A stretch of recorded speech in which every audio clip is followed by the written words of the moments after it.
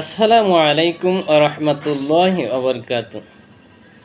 সম্মানিত দর্শক শ্রোতা ভাই ও বন্ধুরা, রাসূল করিম সাল্লাল্লাহু আলাইহি ওয়াসাল্লাম বলেছেন, মাই ইউরিদুল্লাহু খায়রান ইউফাক্কিহু ফিদ্দীন। আল্লাহ রাব্বুল আলামিন যার কল্যাণ চান, আল্লাহ পাক তাকে দ্বীনের হিকমত তথা জ্ঞান দান করেন।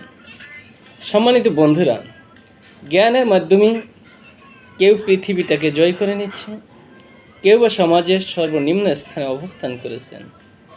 জ্ঞান বা হিকমত মহান আল্লাহ তাআলার একটি দান। আল্লাহ রাব্বুল আলামিন হিকমত বা জ্ঞান দান করেন, হয়তোবা কেউ এটা বিকশিত করেন, অথবা কারোর জ্ঞান বা বুদ্ধি সুপ্ত অবস্থায় থেকে যায়। এজন্য প্রত্যেকের উচিত চেষ্টা করা যে তার জ্ঞানকে বিকশিত করার জন্য।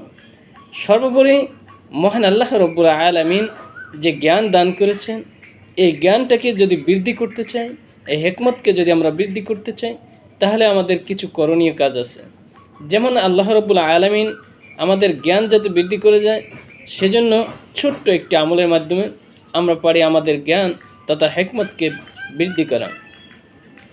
মহান আল্লাহ রাব্বুল আলামিনের একটি আমলের মাধ্যমে এই জ্ঞানটাকে আমরা বৃদ্ধি করতে পারি।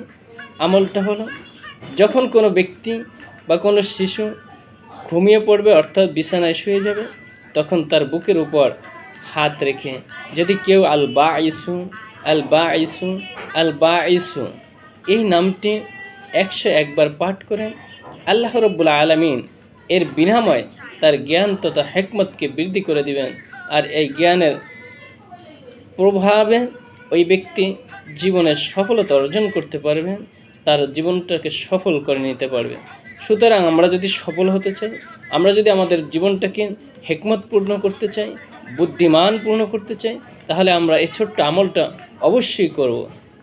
ছোট্ট আমলটার জন্য বেশি সময়ের প্রয়োজন নেই এবং অনেক কষ্টের প্রয়োজন নেই। শুধু আল বাঈসু এই নামটি বুকের উপর হাত রেখে 101 বার পাঠ করবেন। এর বিনিময়ে আল্লাহ রাব্বুল আলামিন আমাদের মেধা শক্তিকে বৃদ্ধি করে দিবেন, আমাদের জ্ঞানকে বৃদ্ধি করে দিবেন। আর এই জ্ঞান এবং মেধার মাধ্যমে আমরা আমাদের জীবনের সফলতা অর্জন করতে পারব। আল্লাহ পাক যেন আমাদেরকে তৌফিক দান করেন। আমিন। আসসালামু আলাইকুম ওয়া রাহমাতুল্লাহি ওয়া বারাকাতুহু।